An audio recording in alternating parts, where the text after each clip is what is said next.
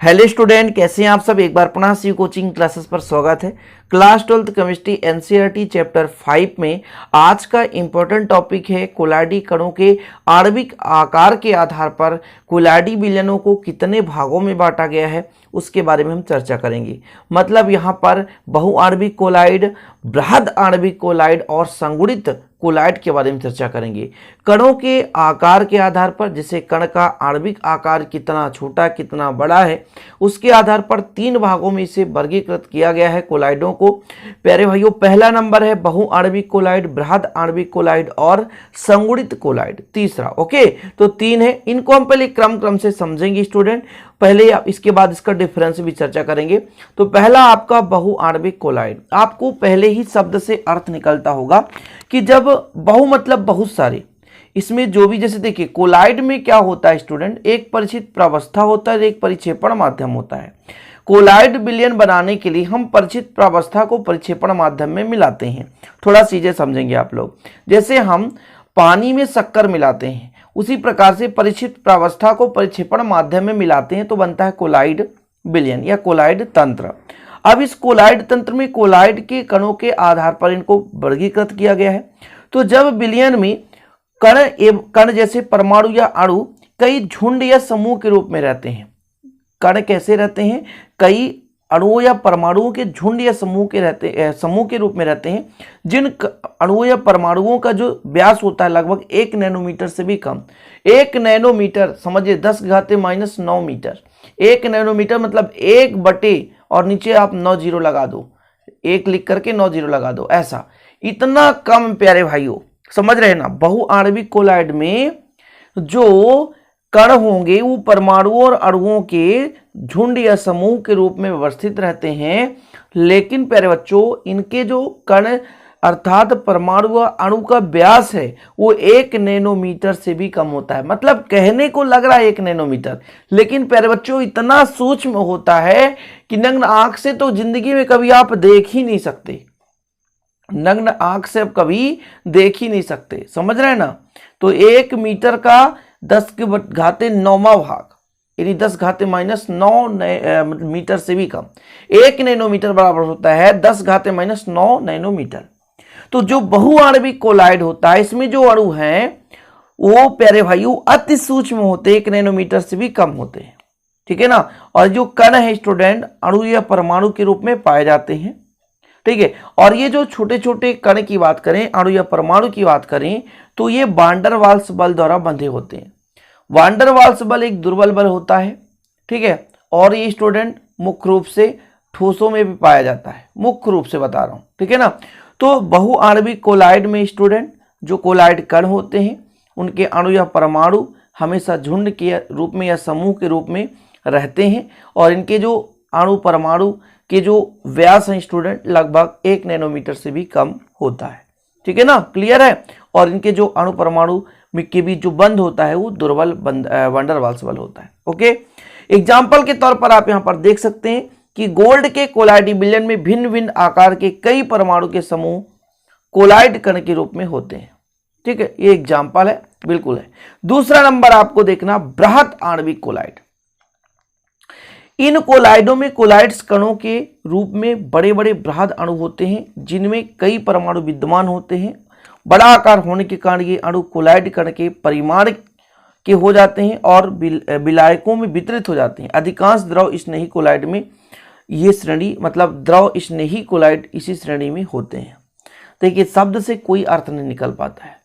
बहुआणविक में यानी कई सारे अणु बहुत ज्यादा मात्रा में झुंड के रूप में, समूह के रूप में व्यवस्थित होते हैं, उसे बहुआणविक कोलाइड कहते हैं। अब बहुआणविक से भी बड़ा हो गया बृहद आणविक। इसमें जो कोलाइडी कण है वो उसके, जैसे मान लीजिए एक झुंड में 500 अणु परमाणु है। अब इसमें लगभग स्टूडेंट 500 से डबल कर दो, 1000, 1500, 2000। तो बहुआणविक कोलाइड में यदि 500 कण आपस में मिलकर के एक झुंड के रूप में है, इतने सूक्ष्म कि दिखाई नहीं देंगे आपको, तो यहाँ पर जो बृहद आणविक कण है स्टूडेंट, बृहद आणविक कोलाइड है, इसमें उससे 3 गुना 4 गुना ज्यादा बृहद अणु होते हैं, ठीक है ना। और आकार इनका क्या होता है, बड़ा होता है स्टूडेंट। इस कारण से किसी भी विलायक में आसानी से वितरित होते हैं और कोलाइडी कण के बड़े आकार के कारण इसे हम बृहद आणविक कोलाइड कहते हैं। स्टार्च, सेलुलोज, प्रोटीन आदि इसके एग्जाम्पल्स हैं, स्टार्च, सेलुलोज, प्रोटीन्स आदि। और तीसरा हो जाता है संगुणित कोलाइड। संगुणित मतलब जुड़ जाना। बृहद आणविक कोलाइड भी और बहुआणविक कोलाइड है, ये जब आपस में जुड़ जाते हैं और जुड़ करके उच्च सांद्रताओं वाले अनेक कण के रूप में व्यवस्थित हो जाते हैं तो वो कहलाता है संगुणित कोलाइड। साबुन, डिटर्जेंट एग्जाम्पल है। और इसी के आधार पर मिसेल पढ़ेंगे, जो कि आगे हम एक वीडियो बनाएंगे मिसेल कैसे बनता है, ये किस सिद्धांत प्रकार करता है। तो बहुआणविक कोलाइड में जो कण हैं वो अणु परमाणु से मिलकर बने होते हैं, लेकिन इनका जो आकार 1 नैनोमीटर से कम होता है, झुंड के रूप में पाए जाते हैं। और वहीं पे जब बड़े बड़े बृहद जो आपके अणु हैं वो जब आपस में झुंड के रूप में होंगे तो बृहद आणविक कोलाइड कहलाता है। लेकिन जब ये आपस में जुड़ जाते हैं, जब आपस में जुड़ जाते हैं, संगुणित हो जाते हैं, तो स्टूडेंट वो बन जाता है संगुणित कोलाइड, जो कि एग्जाम्पल के तौर पर आप समझ सकते हैं साबुन, डिटर्जेंट। ठीक है ना, साबुन, डिटर्जेंट। तो 3 भाग हो गए, बहुआणविक कोलाइड, बृहद आणविक कोलाइड, संगुणित कोलाइड। यदि ऑब्जेक्टिव में पूछ दिया जाए कि स्टार्च है तो आप बताओगे बृहद आणविक कोलाइड, साबुन है तो संगुणित कोलाइड। 4 ऑप्शन दे देगा ना, तो 4 ऑप्शन में आपका राइट आंसर होना चाहिए। ठीक है स्टूडेंट, ये हो गया आपका कंप्लीट। अब हम बात कर लेते हैं इनके डिफरेंस के बारे में। ठीक है, पहले अपन यहाँ पर देखते हैं बहुआणविक, फिर बृहद, फिर संगुणित। पहला नंबर, इसमें परमाणु या अणुओं का आकार 1 नैनोमीटर से कम होता है। ठीक है, उन्हीं के संयुक्त होने से बहुआणविक कोलाइड बनता है। कि ऐसे अणु या परमाणु जिनका आकार 1 नैनोमीटर से भी कम होता है, वही जब आपस में झुंड के रूप में, समूह के रूप में होते हैं, वो बहुआणविक कोलाइड कहलाता है। ठीक है, अगला देखिए, इसमें ये स्वयं ही बड़े आकार में होती हैं, इनका आणविक द्रव्यमान भी काफी अधिक होता है। बृहद नहीं, बड़ा सिंपल है। बहुआणविक इसमें भी बहुत सारे अणु होते हैं, लेकिन स्टूडेंट जो आपका आकार है वो बहुत ही कम होता है, लेकिन बृहद आणविक कोलाइड में ज्यादा होता है। अब संगुणित कोलाइड की बात करें तो स्टूडेंट ये संगुणित कोलाइड कब बनता है, जब बहुत सारे कोलाइड कण आपस में जुड़ जाते हैं, संगुणित हो जाते हैं, तो संगुणित कोलाइड का निर्माण होता है। ये कम सांद्रण में वास्तविक विलयन के रूप में तथा अधिक सांद्रण में कोलाइड के समान व्यवहार करते हैं। जो संगुणित कोलाइड है 2 प्रकार से व्यवहार करते हैं। यदि सांद्रण कम है तो वास्तविक विलयन की भांति, और यदि सांद्रण अधिक है तो कोलाइड के समान, है ना। चलिए अगला है, एक परमाणु या अणु एक दूसरे से कमजोर वान डेर वाल्स बल द्वारा बंधे होते हैं बहुआणविक कोलाइड में, जो कि आपने पहले देख लिया। बृहद आणविक कोलाइड में बात करें तो लंबी श्रृंखला के कारण वान डेर वाल्स बल तुलनात्मक रूप से प्रबल होता है। मतलब इसमें दोनों में वान डेर वाल्स बल पाया जाता है, लेकिन बहुआणविक कोलाइड में दुर्बल वान डेर वाल्स बल पाया जाता है, और बृहद आणविक कोलाइड में थोड़ा सा कहीं ना कहीं प्रबल होता है। और इसमें सांद्रण अधिक होने पर वान डेर बल का मान अधिक हो जाता है। मतलब सांद्रता अधिक हो जाए, सांद्रता कब होता है, जब कोलाइडी कण आपस में संगुणित होंगे, पास पास आएंगे, तो वहां पर सांद्रता डेफिनेट रूप से बढ़ेगा। कोलाइडी कणों के आकार में वृद्धि सांद्रता में वृद्धि कहलाती है प्यारे बच्चों। तो संगुणित कोलाइड में जब आपस में कई सारे अणु परमाणु एक दूसरे से जुड़ जाते हैं तो डेफिनेट है कि स्टूडेंट उसमें सांद्रता बढ़ेगी, और सांद्रता बढ़ने के कारण वान डेर वाल्स बल का मान भी बढ़ जाता है।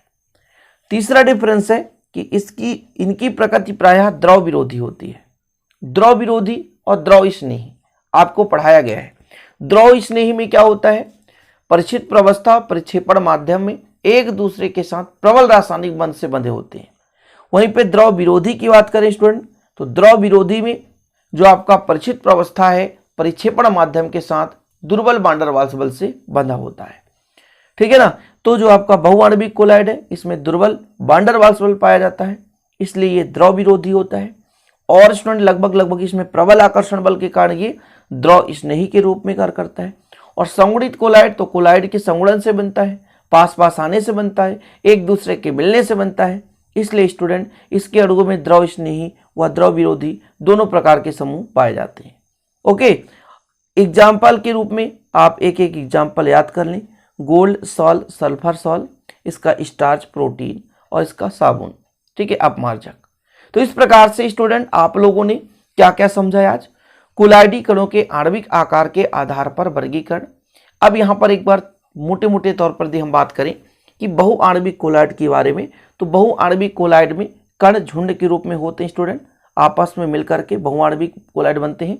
मतलब इनके कणों का आकार बहुत छोटा होता है, लेकिन वहीं पे थोड़ा सा कणों का आकार यदि बड़ा कर दिया जाए और आपस में झुंड के रूप में बन जाए, एक लंबी श्रृंखला के रूप में बन जाए, तो बृहद आणविक कोलाइड बन जाता है। और इसके बाद आता है संगुणित कोलाइड। संगुणित कोलाइड में स्टूडेंट बहुत सारे कोलाइड आपस में जुड़ जाते हैं, संगुणित हो जाते हैं, पास पास आते हैं, तो संगुणित कोलाइड का निर्माण करता है। कभी कभी ये निम्न सांद्रण वाले भी संगुणित कोलाइड बन जाते हैं और कभी कभी अधिक सांद्रण वाले भी कोलाइड विलयन बन जाते हैं। इसका कारण ये है कि कोलाइड कण आपस में कितना आकर के संगुणित हो रहे हैं। एग्जाम्पल के तौर पर साबुन, डिटर्जेंट। तो उम्मीद करता हूँ आज का वीडियो आपको हेल्पफुल रहा होगा, और वीडियो पसंद आए तो लाइक करें और 9685299149 पर कांटेक्ट करके इसका 100 रुपये में नोट्स प्राप्त कर सकते हैं। 9685299149। चलिए मिलते हैं इसी प्रकार अगली वीडियो के साथ, तब तक के लिए जय हिंद, वंदे मातरम।